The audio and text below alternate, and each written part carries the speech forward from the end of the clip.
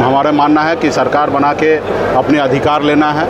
हमारी लड़ाई है निषाद समाज को आरक्षण जब दिल्ली में है, जब बंगाल में है, तो बिहार में क्यों नहीं, इसके लिए हम लोग लड़ाई लड़ रहे हैं। और आपने अभी पार्टी दल हमने बना लिया है, मजबूती से इंडिया गठबंधन के साथ है, तो निश्चित तौर पे हम लोग ऐसी लड़ाई लड़ेंगे कि अगला सरकार हम बनाएंगे। और जब सरकार बनेगा तो निश्चित तौर पर उस पर गरीब, पिछड़ा, दलित हर लोगों का आवाज़ होगा, क्योंकि हम लोग लालू प्रसाद आदरणीय लालू प्रसाद यादव जी के विचारधारा को लेके चलने वाले लोग हैं। हम लोग जिसको कहीं पे मौका नहीं मिलता उनको उठाकर कुर्सी पे बैठाने वाले लोग हैं। हर जाति वर्ग को सम्मान देने वाले लोग हैं। हम किसी के साथ ईर्ष्या रखने वाले जाति धर्म के लोग नहीं हैं। हम किसी को पीछे करने वाले लोग नहीं हैं। हम अपना हक अधिकार हमें चाहिए और दूसरे का भी हक अधिकार उनको देना हमारा कर्तव्य और फर्ज बनता है। तो इसके लिए पार्टी को मजबूत करने के लिए उतरे हुए हैं मैदान में, ताकि अगली सरकार बने, तेजस्वी प्रसाद यादव जी के नेतृत्व में बिहार में सरकार हम बनाएं। उसमें निषाद का बेटा डिप्टी सीएम हो, सरकार में हमारे भागीदारी हो, सरकार में हिस्सेदारी हो और सरकार में भारत के संविधान के दायरे में रहकर हर लोगों के लिए न्याय करे।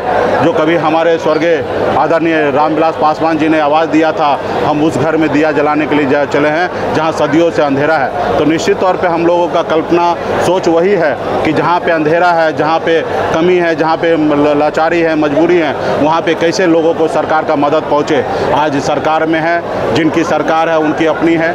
आज देखिए नरेंद्र मोदी जी 10% आरक्षण EWS लागू किए, हमें विरोध नहीं है कि वो लागू किए। निश्चित तौर पे अगर उनको एहसास हुआ कि सामान्य वर्ग में हमारे भाई गरीब है, पिछड़ा है, उनको आगे लाने के लिए 10% आरक्षण देना चाहिए, तो निश्चित तौर पे उन्होंने पॉलिसी बनाए। लेकिन वो और भी देखने की आवश्यकता है, बहुत सारे जाति धर्म के लोग जो हैं वो बहुत पीछे रह गया है। आज निषाद समाज जैसे लोग पीछे रह गया। आज सरकार का पॉलिसी हमारे प्रति भी होना चाहिए कि निषाद का भी आरक्षण दे। लेकिन आज हम कई सालों से लड़ाई लड़ रहे हैं, लेकिन हमारा सुनने वाला कोई नहीं है। तो ये कब होगा? जब हमारी अपनी सरकार होगा, हमारे विचारधारा की सरकार होगा, हमारे सहयोग से सरकार होगा, तो निश्चित तौर पे भारत के संविधान में के दायरे में रहकर हम आरक्षण लागू करेंगे। तो आज इसके लिए हम लोग मजबूती से पार्टी को मजबूत करने के लिए आज बेगूसराय जिला आए हैं और जिला में पार्टी के नेतागण भव्य स्वागत किए। बड़े संख्या में पार्टी के नेतागण, कार्यकर्तागण यहाँ पे आए हैं और बूथ स्तर पे पार्टी कैसे मजबूत हो उस पर हम लोग काम करेंगे।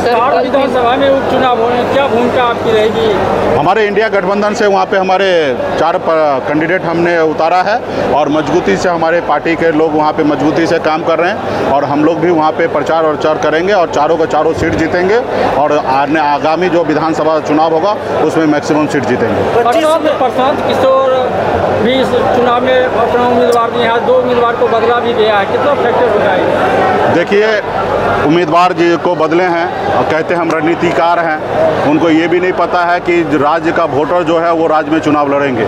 देश का चुनाव के लिए देश का वोटर होना ज़रूरी है। तो आज उनको कैंडिडेट बदलना पड़ा और पूरे बिहार में हज़ारों लोगों को एम्प्लॉय बना के काम करा रहे हैं। राजनीति जो है वो एम्प्लॉय के बेस पे राजनीति नहीं चलने वाला है। अगर ऐसा होता तो अडानी अंबानी भी राजनीति में उतर कर पूरे देश में हर ब्लॉक में, हर पंचायत में एक एम्प्लॉय को खड़ा करके और देश का प्रधानमंत्री बन सकते हैं। लेकिन ऐसा नहीं है। चुनाव जो होता है वो विचारधारा का होता है। सबसे पहले प्रशांत किशोर जी बताएं कि उनका विचारधारा क्या है। आज भी वो सबके साथ है।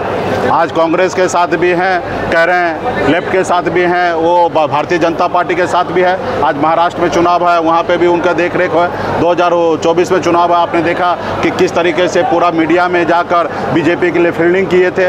तो वो आज बड़े बड़े कॉर्पोरेट घराना से चंदा लेकर और वो काम कर रहे हैं ताकि आने वाला समय में सोचते हैं कि पावर में आके बड़े बड़े कॉर्पोरेट घराना को हम आगे पहुँचा देंगे। उन्होंने बिहार के और देश की राजनीति में बाजारीकरण कर दिए। आज ऐसे लोगों को विदेश में और या राज्य में कहीं पे राजनीति में आने की आवश्यकता नहीं है, क्योंकि ये देश की राजनीति जो है गरीब, पिछड़ा, दलित के लिए होना चाहिए। जिसके पास पैसा नहीं है उनके लिए भी राजनीति होना चाहिए और राजनीति जो है गरीब लोगों के लिए भी होना चाहिए। वोट जैसे गरीब लोग देते हैं वैसे गरीब लोग भी विधायक, सांसद बने, तो ऐसी राजनीति होना चाहिए। आप गला फाड़ के कहते हैं हम 500 करोड़ 1000 करोड़ रुपया खर्चा करेंगे, तो 1000 करोड़ 500 करोड़ रुपया आप कहाँ से लाइएगा और जिनसे लीजिएगा उनको क्या दीजिएगा? तो ये सारे चीज़ आपको बताना पड़ेगा और राजनीति को बाजारीकरण नहीं कीजिए। जो राजनीति हमारा बाबा साहब भीमराव अम्बेडकर ने संविधान बनाया, लोकतंत्र बनाया, उस लोकतंत्र को जिंदा रहने दीजिए, बाजारीकरण नहीं बनाइए। धन्यवाद। वो समय आएगा, 243 पे हमारी पार्टी तैयारी कर रही है और निश्चित तौर पे गठबंधन में है। हमारी कोशिश होगा ज़्यादा से ज़्यादा सीट पर हमारी पार्टी लड़े, लेकिन ये सारे चीज़ें जो है गठबंधन के फोरम पे ही बैठ के चर्चा होगा और हम लोग मजबूती से से ज़्यादा सीट लड़कर बिहार में अपनी सरकार बनाए। बेगूसराय के सांसद ने स्वाभिमान हिंदू स्वाभिमान यात्रा निकाला हो, बीजेपी सांसद कह रहे हैं कि अररिया में रहना तो हिंदू बनना होगा, और तेजस्वी यादव ने भी कहा कि अगर देखिए, भारतीय जनता पार्टी का काम ही ऐसा है, भारत जलाओ पार्टी।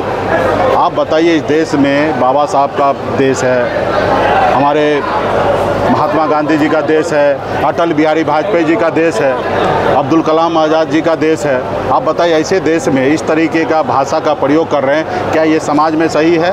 और एक पार्टी का बड़ा नेता, देश का मंत्री, और वो ऐसे एक जाति, एक धर्म के लिए अगर इस तरीके से नफरत फैलाए तो ये देश के लिए सही नहीं है। तो ये लोग नफरत की राजनीति करते हैं।